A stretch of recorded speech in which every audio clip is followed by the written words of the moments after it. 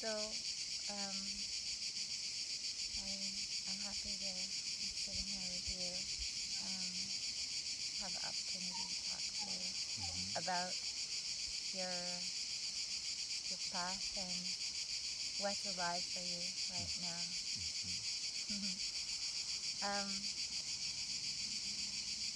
I just met you, so it's like, hello, stranger, but my strange brother. Yeah, it doesn't feel so strange. Yeah, Yeah. it's like when we're here in this environment, it feels natural. Yeah, Yeah. like we all kind of know that we're here in the same kind of family energy. So I didn't feel shy to just say, hey, can I Yeah. talk with you? It's natural. Yeah, And it's a natural environment. exactly. Yeah. Yeah. So what questions do I have for you, or what should we Yeah. So talk about? thank you for being so personable, so approachable, and so welcoming. Oh, thank you. Yeah. Yeah. I guess what I'm curious about for myself is what is, well, I guess I could ask details about your pranic past. Like, what is your diet like right now? What are you putting into your body right now? Yeah, just liquid right now. Mainly juice. I also enjoy teas, sometimes like chai, and kombucha every now and then.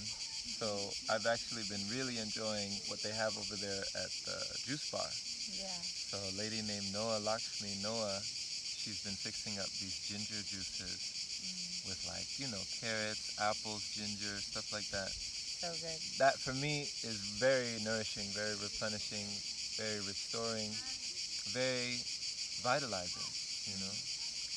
Along with the other things that I do, it just complements instead of creating more blockages. It feels like it allows me to just be without being hindered. Yeah. Yeah. Do you think there's a relationship to like the density of the food that we're putting into our bodies and how we feel in our energy? That's a great question. And for so many years, Morgan, ingesting animal products, ingesting animal flesh, I didn't know and I didn't make the connection between my emotions, my feelings, and even the mental maelstrom, the tornado that was going on in my life. I didn't make the connection between that and what I was putting into my body.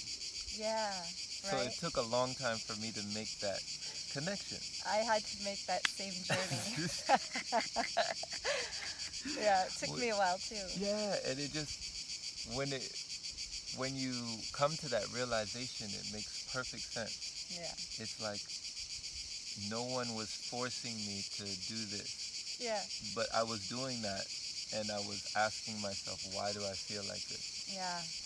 Why are these things happening to me? Woe is me. Why do I have to be this way?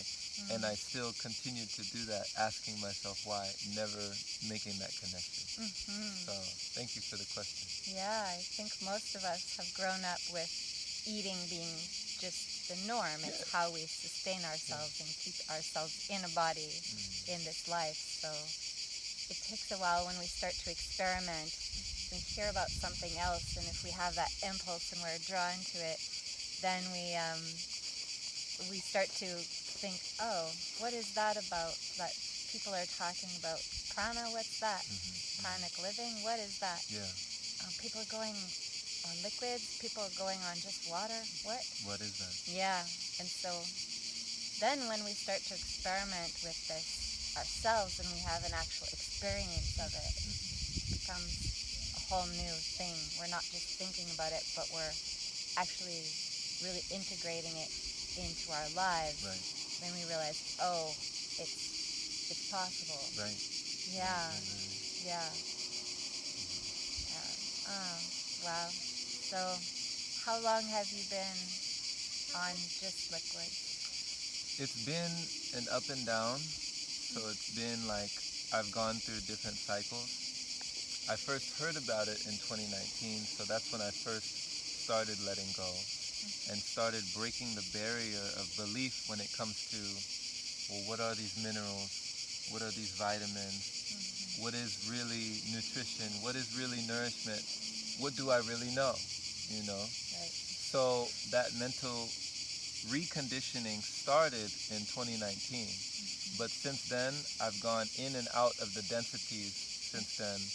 I could say the longest period I've been on liquids was 9 months. The longest period I've been on nothing was 2 weeks.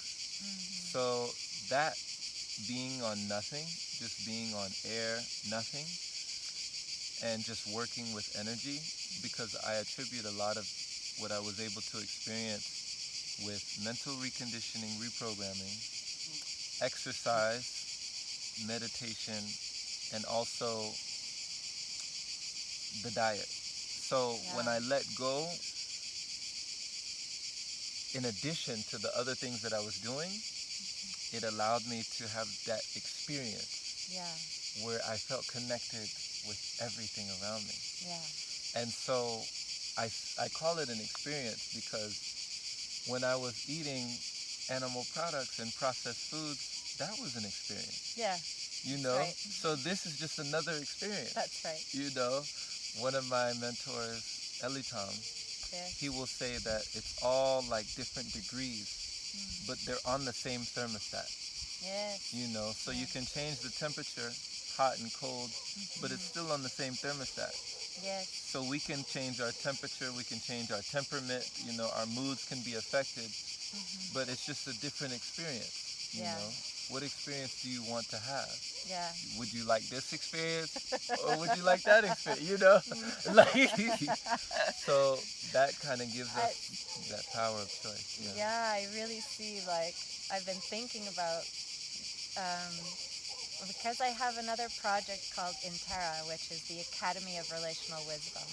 And the reason is because I feel like a lot of what we're doing is how are we relating to one another. That's what's going on the planet, how we're relating to other human beings, but how we're relating to all life. And I feel that so many of the things that I'm addressing in that project would just dissolve by just being in a pranic state. That's been my experience.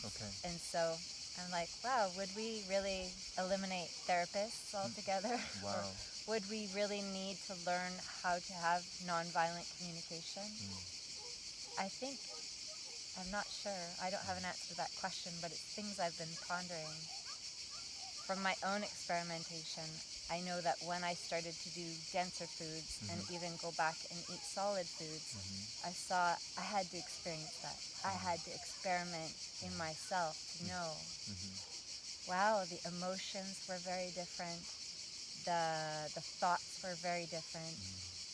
My experience of life, I started to experience stress, which I hadn't been experiencing for a long time.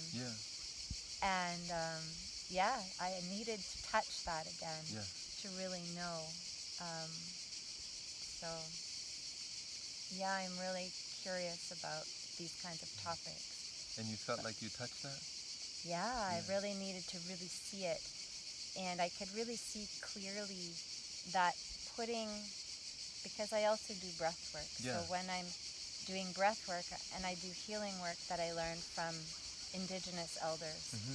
And so I know that when we stop the breath, we are locking energy in place. And so one of the practices that I do is circular breathing, where you don't pause the breath. And we naturally talk a lot, and also we stop the breath in order to put food in and chew and swallow. And so in all these times, often when people say they're eating their emotions, it's quite true. We're feeling uncomfortable.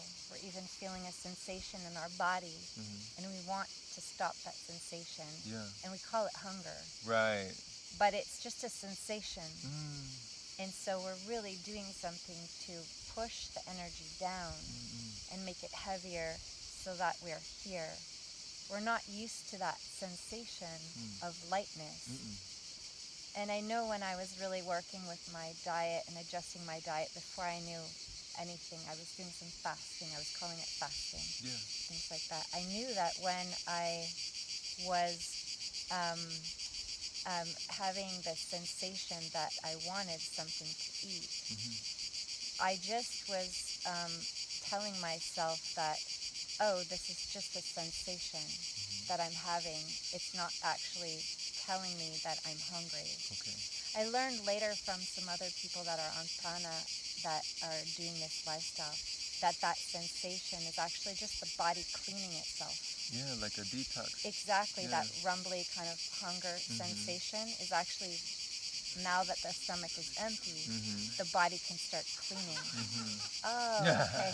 And we call it hunger, and we try to push it down further. So we associate it as something that's uncomfortable. Yes. And I also do birth work. So in birth work, this is how I teach women to move into a state of bliss for birthing.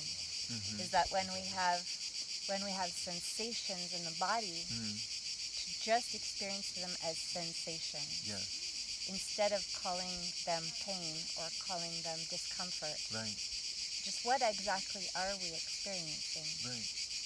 Just to actually stay with that sensation.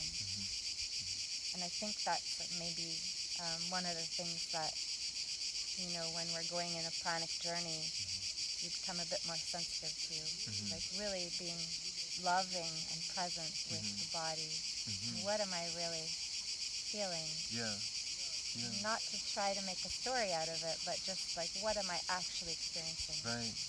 Even that sensation here doesn't feel uncomfortable.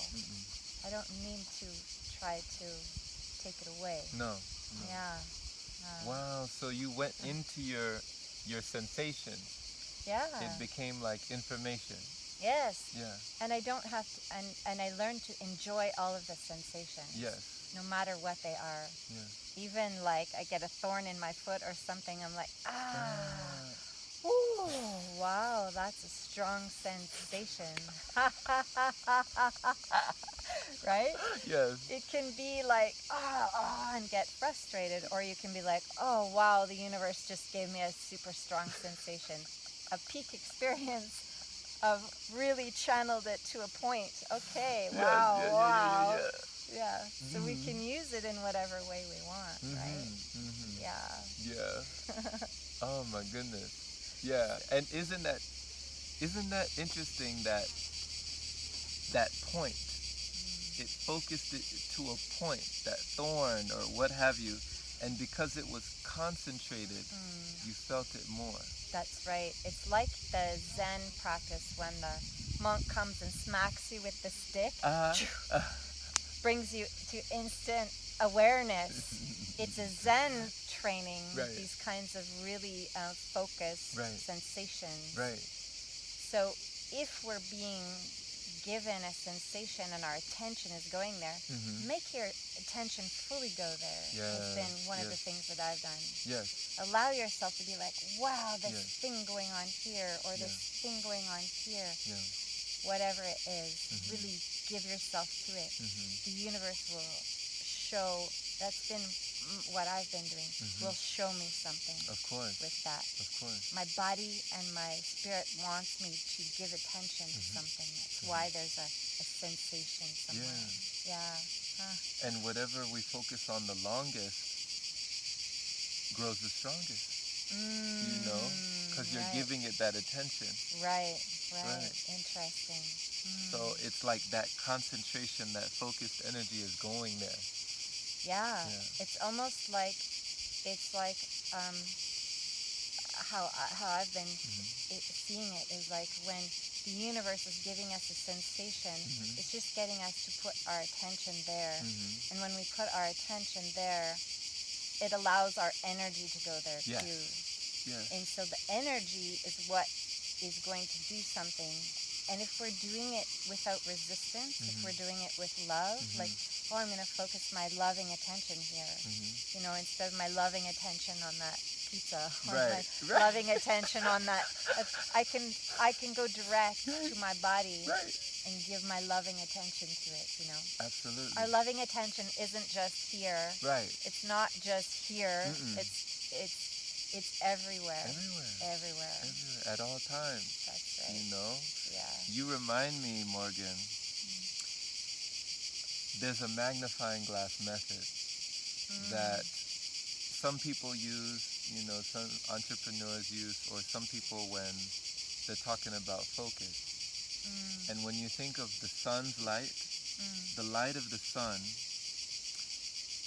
with a piece of paper and a magnifying glass, you can take the light of the sun, and with that focused beam of energy, and that concentrated on that one point, it can burn a hole through paper. Oh, so that lens could be our consciousness, our conscious attention. Right, that attention, focused attention on that one point. That's right. But if you take that same magnifying glass, that same piece of paper, and the same sun's light, and all you do is just move it around the paper. Keep it distracted, keep it going, But if you, nothing happens. That's right. Nothing. You have to hold it still. Still! Oh, wow. Come on! That's right. That stillness. The stillness. Focus. Yeah. Beam. And through that concentrated photonic light, we can make magic happen. That's right. You know? That's right. When even the mind, if the mind is here, it's there, it's everywhere, it's in the past, it's in the future, it's not in the now. Not enjoying the gift, which is the present. Yeah. You know? What can we do with that energy? Where is that focus going? And where is that energy growing? You know? Wow, beautiful words. You gave me that just I now. just like, well, that's what a conversation is, right? Is we share energy and then it's ping, ping, ping, you spark each other. I feel like you have a quality that I perceive as like a wandering poet, minstrel, kind of in your Buddhic state already, you know, it's shining from you, and I really appreciate that about you. I've been observing you here on this land, like moving with such grace, and I can feel that you've got a clarity and that focus that you talk about. I can feel that you've really brought it, you know, into a lens for yourself, because I feel your presence, the quality of it, the particular quality of it, and I appreciate that. Wow, thank you. Yeah, thank yeah. You. That means a lot to hear. Yeah. I receive that. Thank you. So, I don't really know if I have other questions, or maybe we said what we needed to say. Okay. But yeah. Okay. Thank you. Thank you so much. Yeah. I really appreciate this time and being in this space, and this is a special place because we get to come together like a family. I've been envisioning communities now that are kind of centered, as I was saying, like really people coming together. There's a lot of like eco-village communities, people trying to make some changes or to manifest some things in a certain way. I don't know. It just came to me earlier, and I have no particular like goals or anything, but the vision came to me. I said, oh yeah, I can see human families gathering like this, concentrating together, and really living it all the way. Yeah. Well, it's good to have a vision. Yeah, you know? Exactly. It's great to have a vision. You're a visionary. Yeah. You remind me, I mean, Helen Keller even said, worse than being born blind is having sight but no vision. Oh, yes. You know? Yeah. So that vision will bring things into being, just holding that vision. Oh yeah. You know? Sometimes receive a vision and then I pass it on. Yeah. And I go, I had this thought, and somebody else gets very sparked, and I'm like, oh, I see it's yours. Here. Yeah. Yeah. Yeah. You know, and all it takes is one candle. That's right. You can light up a whole room. One candle. It's true. Yeah, one light. One light. Sheds everywhere. All it takes. All directions. Keep lighting other candles as you go. Oh, that's so good. Thank you. Thank you. Yeah. I guess I have one last question, like, what is most alive for you right now? Like, what seems to be some of your places of deepest nourishment? In these moments, these, what we like to call conversation cuisine. Yes. You know? Oh, good one.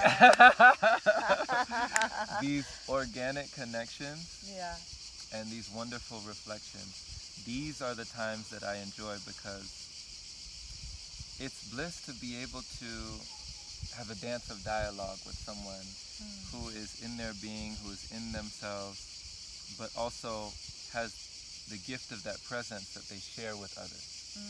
So you're sharing your gift with me, I'm sharing my gift with you. Yeah. We're sharing the breath with each other. Yes, that's right. And the breath is life. You know, that's why I enjoy playing this. Yes. Is someone once told me that as I'm playing this, essentially, you're listening to my life. That's what the breath is. Wow. Yeah. Wow. So thank you for sharing your life with me. Yeah. The breath. Yeah, exactly. It's all there. Yeah. I think we're doing it constantly. Yeah. Wow. Yeah. What a pleasure. Always. Thank you so much. Of course, absolutely. Yeah, I look forward to continued sharing and witnessing your journey and from wherever I am or wherever you are. Yeah.